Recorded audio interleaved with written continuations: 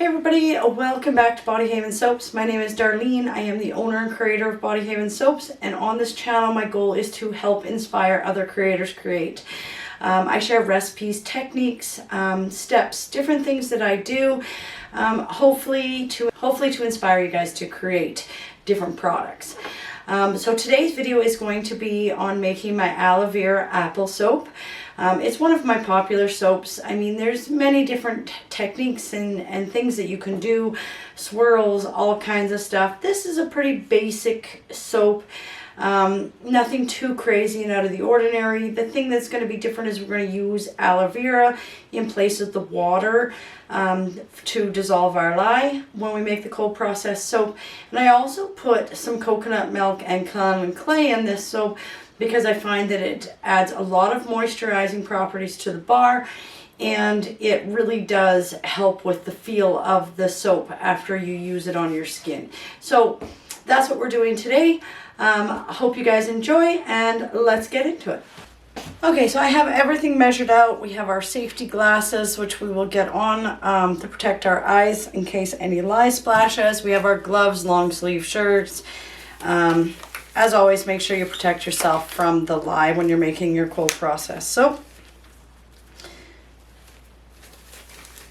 So we got our gloves on, everything else. I have the oils already melted down and brought to room temperature, along with my lye already dissolved into my aloe vera juice. So all I've done here, you guys, is I have substituted my water with aloe vera juice to dilute or dissolve my lye for the cold process soap method.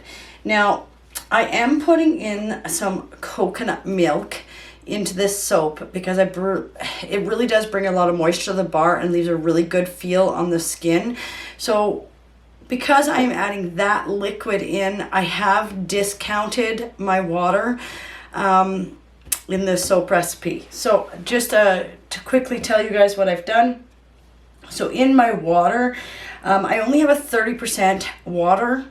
Okay, if you guys are using soap calc, which you always should, 30% is what I set it to get my measurements for my aloe vera juice. Okay, so the amount of aloe vera juice I have is 30 ounces of aloe vera juice. Okay, I'm making a 6-pound batch, so 30 ounces of aloe vera juice, and then I have 13.9 ounces of lye in here, and this is dissolved and brought to room temperature already. Okay, in the coconut milk, I have 7 ounces of coconut milk. It's approximately half a can of coconut milk. Okay, I'm also going to add in 1.5 ounces of kaolin clay, because I love clays in my products, as you guys all know. I have 3 ounces of apple fragrance. And then for my oils, this is a very basic recipe because we're adding the aloe vera and we're adding in the coconut milk. I don't really have to use those fancy expensive oils in this one to have an amazing soap bar. So there's all different types of oil recipes that you can use. Just make sure you're using soap calc if you want to exchange any of these, to make sure that you have the right saponification between your lye and your oils that you use, because different oils will change that. So I have 30.72 ounces of coconut oil, 30.72 ounces of olive oil, 30.72 ounces of palm oil, and then 3.84 ounces of the castor oil. That is what I have in here. Okay, so before we get started, one thing that I do like to do, because I really haven't gone over the whole soap making process too in depth yet, but bringing this to trace, I want to do most of my mixing prior to adding that lye. I want to keep this at a light trace so that I have more work time. The more I blend this, once the lye is in there, the thicker that trace gets, the harder it is to get those swirls. So there is different ways, and maybe this is a video I can do in the future about your oils, temperature of your room, your oils, the types of oils you use, your water discount, or not using a water discount, fragrance oils can change how fast saponification takes place as well, and trace, it can accelerate trace. Adding dioxide or a certain colorant can add trace different products. So I know with this recipe, because I've made this recipe many times, using the aloe vera juice, okay, using the coconut milk, and using the cayenne clay, this is going to come to trace a lot quicker, and it's going to be a heavier trace. So I want to mix less to try and leave myself working time. All right, so one thing that I do is I mix my clay, okay, into my oils before my lye mixture. So I'm going to put in my cayenne clay, and I am going to put in my coconut milk, and I'm going to mix these into these oils first prior to getting that lye in there. This will slow things down because I have to mix a little bit less to get everything combined so that I can stop at a light trace.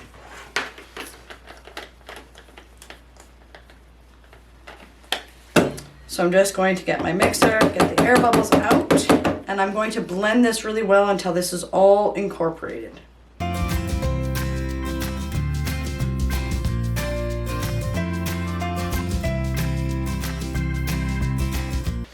Okay, so now that I have all this incorporated, you can see kind of what that looks like. It's just dispersed in there, but none of the saponification or anything, because there's no lye in there, so I'm not over mixing this. So I get it to this point, and now I'm going to put in my aloe vera and lye mixture. I always suggest pouring it on here so you don't get splashes. Just pour it down the spout of your mixer.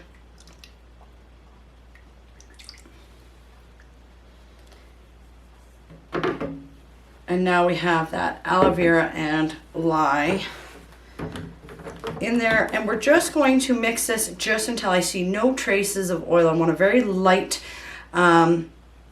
trace.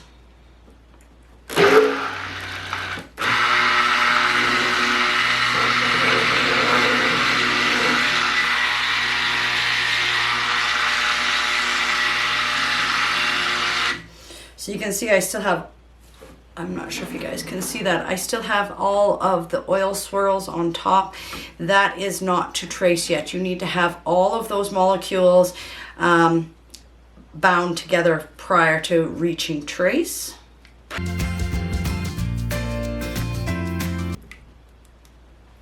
And we're almost there, but I can still see a few swirls of oil there. This is where I could stop with my hand blender, and I could just use my large spatula to try and move around and move molecules together.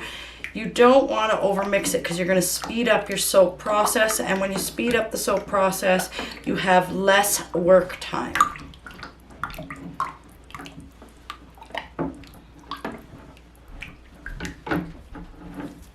So I'm actually going to connect this for 1 second.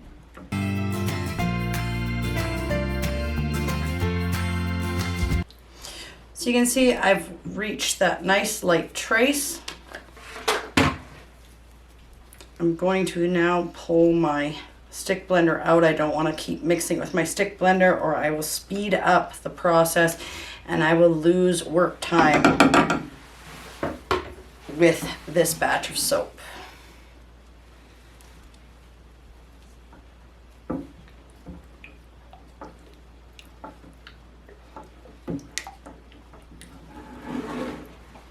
Okay, now I see on lots of videos people will separate their soap and then they'll put their oils in, their fragrance oils in. Now that's fine, you can do that to slow down the work process once again, because as this heats up, the more you mix it, the less work time you have.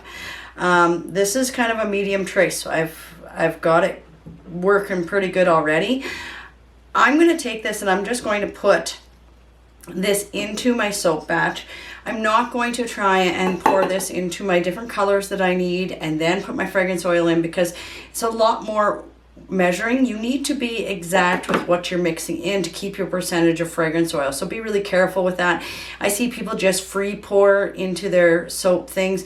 I wouldn't suggest that because now you're not doing the proper ratios for your mixture. But I am going to just stir this fragrance oil in with my spatula. I am not going to stick blend this so that I have more work time.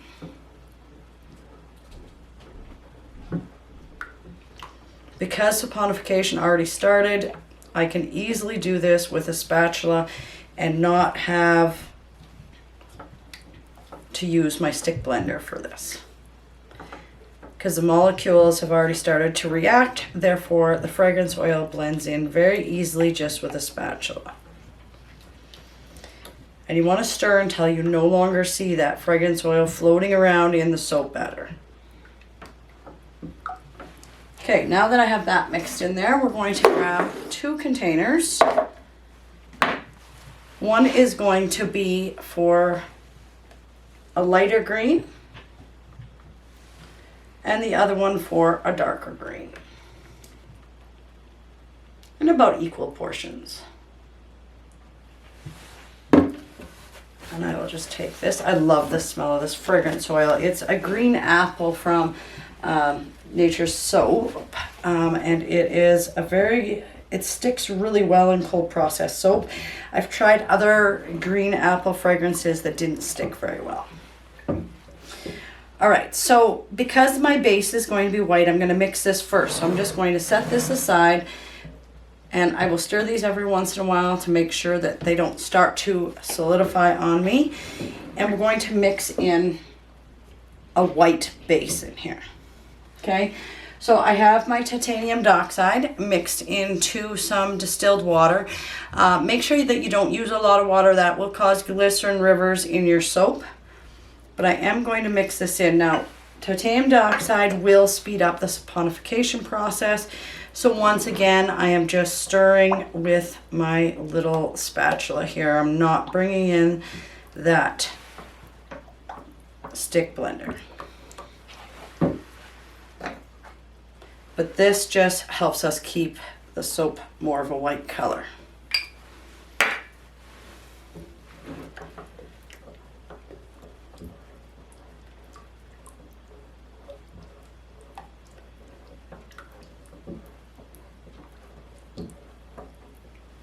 Okay, so now that I have that all mixed in, we're going to move over here.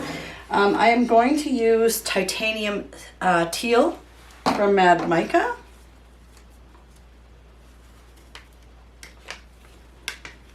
I have a little sample pack here that I'm just going to finish using up. So I am going to put that in there. Give it a good stir and see where we are for color. Now when you use the spatula, you do have to mix a little bit more than you would, say, with the hand blender, but it will speed up your trace if you start bringing in that mixer.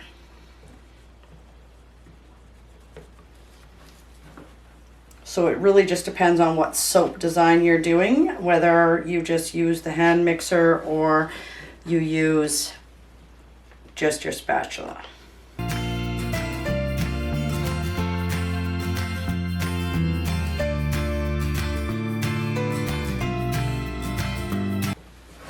Okay, and you can see that I have that mixed in there fairly good. Just make sure that you scrape all the sides, you get all of the bits. And there I go making a mess. Messes happen, guys. All right, and in here you can see how, because this is set, it's starting to thicken up, so we need to start stirring that. I am going to use the Lauren Green from Mad Mica for my second color.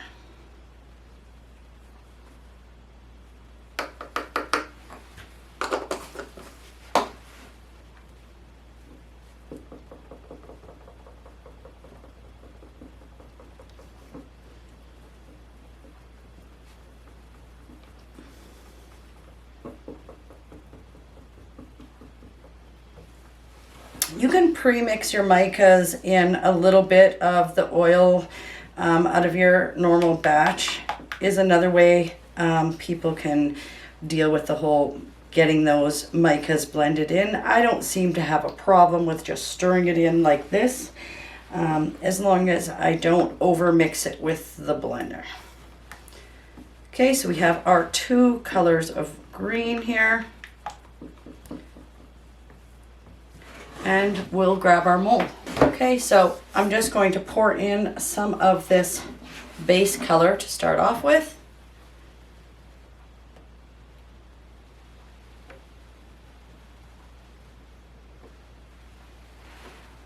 About halfway up the mold. Here, I'll move that so you guys can see a little bit better.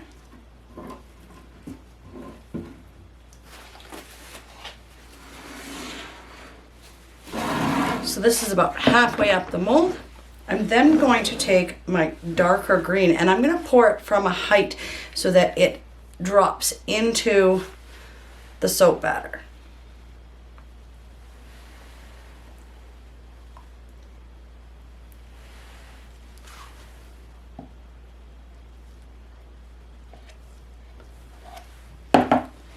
And then I will do my light green exactly the same way.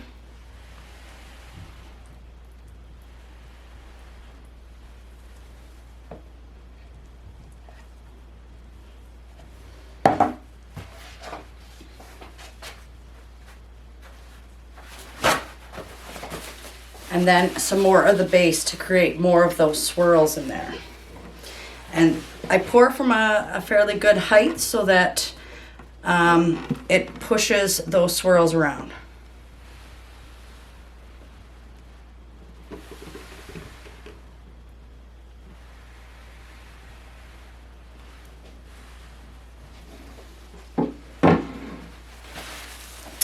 Now I'm going to give this a little bit of a tap to get all the air bubbles to the top and kind of settle it. And then I will just take a chopstick. I buy these just at the dollar store. And I'm going to just do some swirls both directions.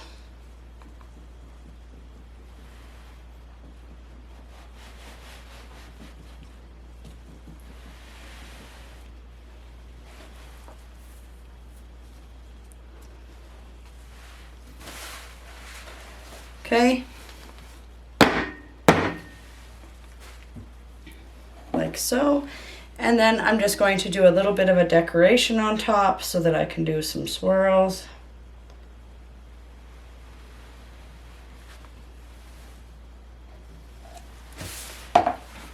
And the same with the light green. Opposite direction.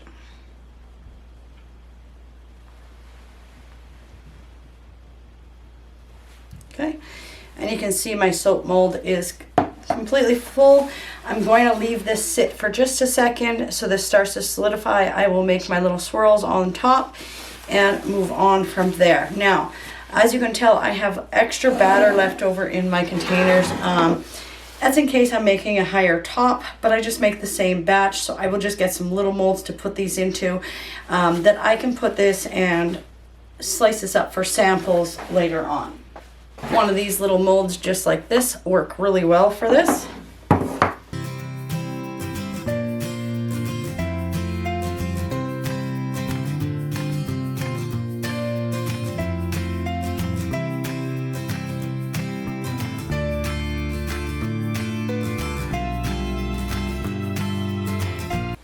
Now you can tell that I don't layer it exactly the same as this. You absolutely could do a little bit bigger batch to make sure that you can fill this mold and do individual little soap bars. This would be the mold that I would use to make my soap favors for weddings and things like that, where I would bring out multiple of these and I would make a bunch this size. But I'm just going to get all of the batter in here, just so that I'm not wasting. And these will be my samples that I will stick in with my orders and send to some of the stores that I have my product in, so that people have an opportunity to try it before purchasing. Okay, and now that I have that in there, once again I just use my little stick and I'm gonna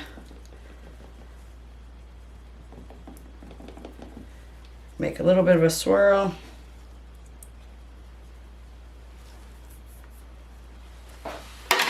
Like so.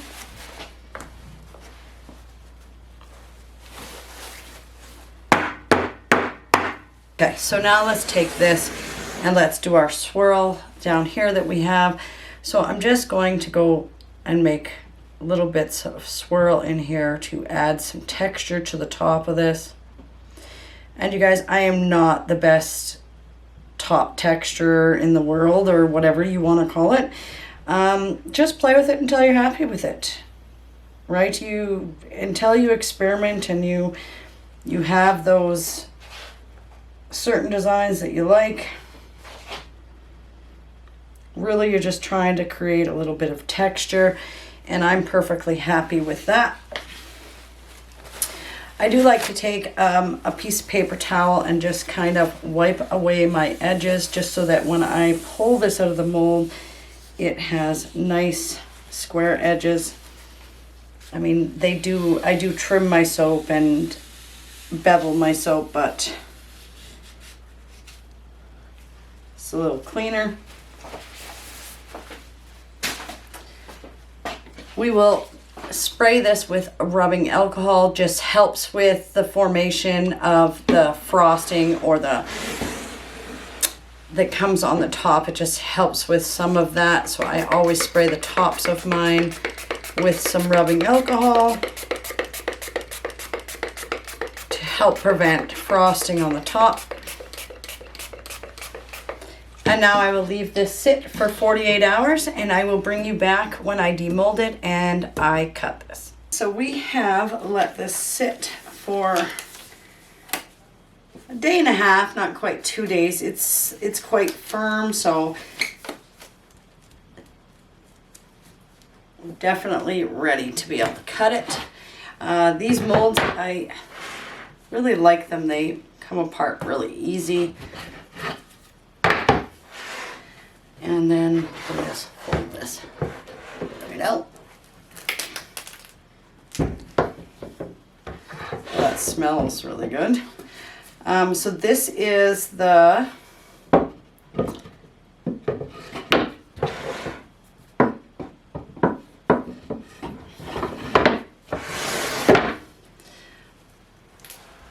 okay, so it is all ready to cut. These molds work really good. They pull away from the sides really good. I just like to loosen everything up. And the soap bar will just come right out. So this has set long enough that I can get it out of the mold and get it sliced. And we just loosen the mold off like so. And it just pulls, comes right off. So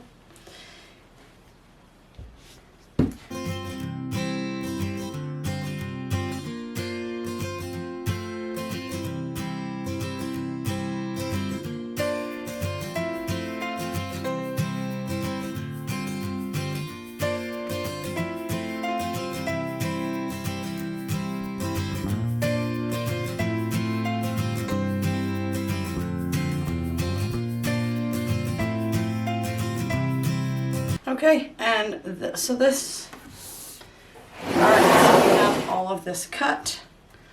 As you can see, you're going to have different things as it goes through, different patterns. I think that's kind of the fun part about making the handmade soaps is, it's pretty hard to get all of them identical because it's not factory made. And that kind of stuff, but we don't really want them to be identical. You're not going to get the perfect swirls with the perfect amount of pressure in every pour and every swirl with your, whether you're doing a wire swirl or what you're doing. They're going to be individual, and that's something that I like about them, plus the quality of the ingredients. So now I will leave these on this tray, and I set them on a tray like this because it's still kind of soft. And I'll get wire marks if I set them on the wires right away. So I set them on a tray like this. I leave them for another 24 to 48 hours, just for a bit more of the moisture to come out. I have my dehumidifier running. And then I move them to the wire rack so they have full air circulation around them.